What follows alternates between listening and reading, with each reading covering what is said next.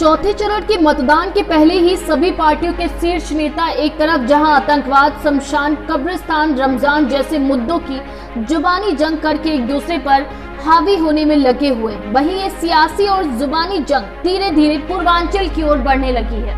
इसी के साथ बड़े नेताओं की गतिविधियां भी क्षेत्र में बढ़ने लगी हैं। जनपद में छठे चरण में आगामी 3 मार्च को मतदान होना है। इसी क्रम में मंगलवार को रक्षा मंत्री राजनाथ सिंह सिकंदरपुर में दोपहर 12 बजे जनसभा को संबोधित करने पहुंचे।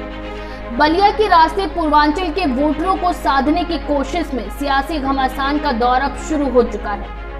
रक्षा मंत्री राजनाथ सिंह ने बलिया की सभा को संबोधित करते हुए कहा कि भारतीय जनता पार्टी देश की जनता के भरोसे को टूटने नहीं देगी। हमें कसौटी पर तौल कर देखें, सही है तभी वोट दीजिए। कई दल बने और गायब हो गए। नेताओं के झूठे आश्वासन से राजनीति में संकट पैदा हो गए थे।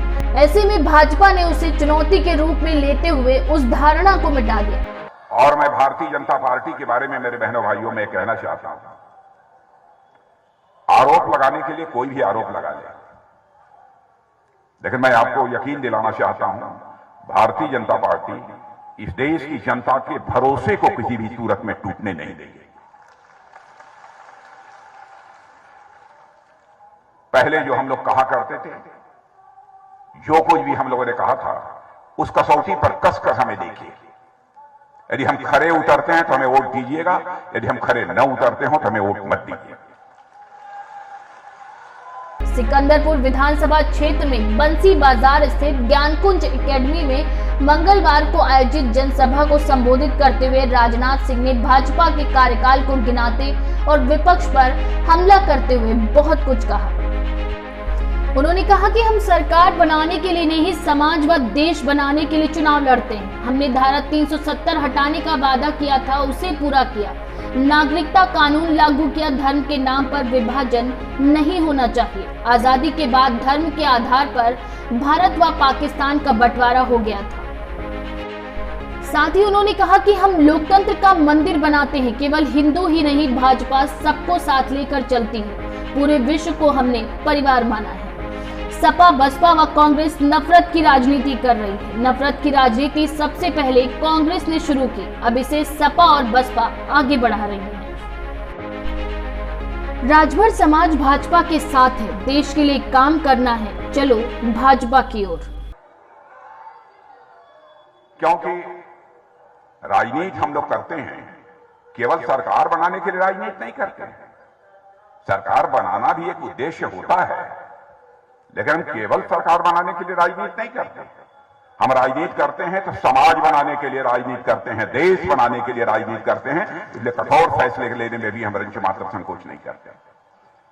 मैं आपको याद दिलाना चाहता हूं, बहुत पहले जब भारतीय जनसंघ के रूप में हम लोग काम कर रहे थे 1951 में, उस समय हमारे नेता डॉक्टर श्यामा प्रसाद मुखर्जी ने कहा था, भाई जम्मू कश्मीर जैसे लगता है कि भारत देश से अलग है, उसे धारा 370 के तहत विशेष अधिकार प्राप्त है।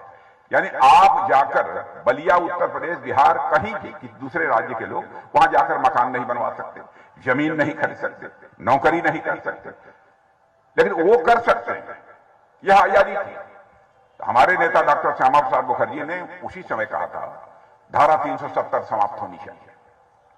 और जब चुनाव लड़े 51 में हम लोग, उस समय भी हम लोगों ने अपने घोषणा पत्र में डाल दिया, सरकार जब हमारी बनेगी, संसद में जब हमको बहुमत हासिल हो जाएगा, चुटकी बजाकर हम धारा 370 को समाप्त कर देंगे। और बहनों भाइयों, आपने देखा संसद में बहुमत मिला, हमने धारा 370 समाप्त कर दिया। जो वादा किया था 51 में, लगभग 72 साल पहले, 71 साल पहले, वो हमने पूरा किया। हम लोगों ने नागरिकता कानून लागू करने की बात कही थी। आप कहेंगे नागरिकता कानून है क्या? बहनों भाइयों, हमारे जैसा यह व्यक्ति मानता है कि धर्म के आधार पर भारत का विभाजन नहीं होना चाहिए। धर्म के आधार पर भारत का विभाजन हुआ, भारत पाकिस्तान बन गया, नहीं होना चाहिए, लेकिन हो गया। लेकिन पाकिस्तान में जो हिंदू, सिख, ईसाई, पारसी, यहूदी, जो भारत के मूल निवासी थे, वहां रह गए थे, उनका धार्मिक उत्पीड़न होता था। बहु बेटियों की इज्जत और असमत सुरक्षित नहीं थी।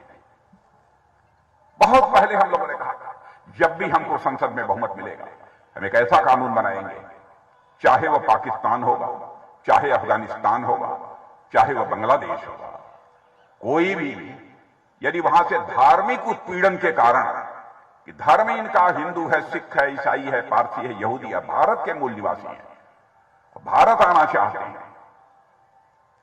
तो उन्हें नागरिकता देने का कोई प्रभावी कानून नहीं था। मैं उस समय गृहमंत्री बनने के साथ ही मैंने यह सिलसिला प्रारंभ कर दिया था। और प्रधानमंत्री जी को मैंने कहा कि प्रधानमंत्री जी, मेरे दिमाग में यह बात आ रही है, मैं करने जा रहा हूं। प्रधानमंत्री जी ने कहा कि राजनाथ जी बहुत अच्छा, गो है, आगे बढ़िए।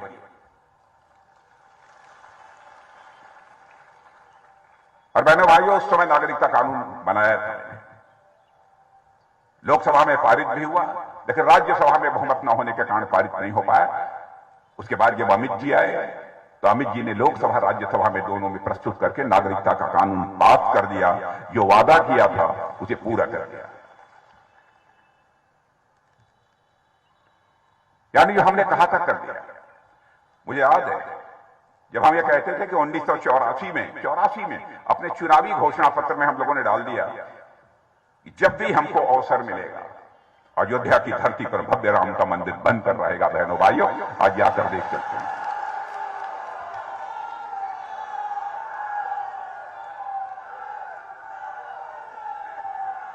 लोग ये कहते हैं, हमारे प्रधानमंत्री ने काशी विश्वनाथ मंदिर, जिसे विदेशी आतताइयों ने आकर ध्वस्त कर दिया, रानी अहिल्याबाई ने उसका पुनरुद्धार किया, लेकिन फिर भी जो भव्य स्वरूप काशी विश्वनाथ मंदिर का होना चाहिए वो नहीं था। हमारे प्रधानमंत्री ने भव्य स्वरूप देकर पूरा का पूरा विश्वनाथ कॉरिडोर यह जो देश की जनता के हवाले कर दिया। बहनों भाई, सोमनाथ मंदिर, गुजरात का सोमनाथ मंदिर, मेरे बहनों भाइयों, ये गोरी ने आकर तोड़ दिया। हमारे पहले राष्ट्रपति राजेंद्र बाबू ने उसका पुनरुद्धार किया। फिर उसके बाद जो भव्य स्वरूप सोमनाथ मंदिर को मिलना चाहिए था वह नहीं मिल पाया था। उसे भी भव्य स्वरूप देने का काम यदि किसी ने किया तो हमारे प्रधानमंत्री मोदी जी ने किया। जाकर देख सकते हैं सोमनाथ मंदिर। चारों धाम, यमुनोत्री धाम, गंगोत्री धाम, द्वारिका धाम, बद्रीनाथ धाम, चारों धामों को ऑल वेदर रोड, कोई भी मौसम हो, बर्फ पड़े, पानी आए, दर्शन करने जाना चाहते हैं तो चारों धाम का दर्शन सड़क के माध्यम से कर सकते हैं। यह व्यवस्था भी पहली बार किसी सरकार ने कराई है, तो हमारी सरकार ने कराई। कभी कभी लोग कहते हैं क्या भारतीय जनता पार्टी का काम केवल मंदिर बनाना है? बहनों भाइयों, हम केवल मंदिर नहीं बनाते, हम तो लोकतंत्र का मंदिर भी बनाते हैं। लोकतंत्र का मंदिर देखना हो, अंग्रेजों के समय की बनी हुई संसद, हमने कहा कि नहीं, भारतीयों के हाथ से बनी हुई हम संसद खड़ी करना चाहते हैं। वहां पर भव्य स्वरूप इस समय जाकर संसद का देख सकते हैं। लोकतंत्र का मंदिर भी हम बनाते हैं। इसका मतलब यह नहीं कि हम केवल हिंदुओं की बात सोचते हैं, हम सबकी। और मैं तो यह बतलाना चाहता हूं, दिल की यह बात, अगर हमारे मुस्लिम भाई भी हो तो भी सुन लें, मैं हिंदू मुसलमान के नाम पर कोई नफरत नहीं कर सकता, न किया है मैंने। जात पात के आधार पर कोई भेदभाव नहीं।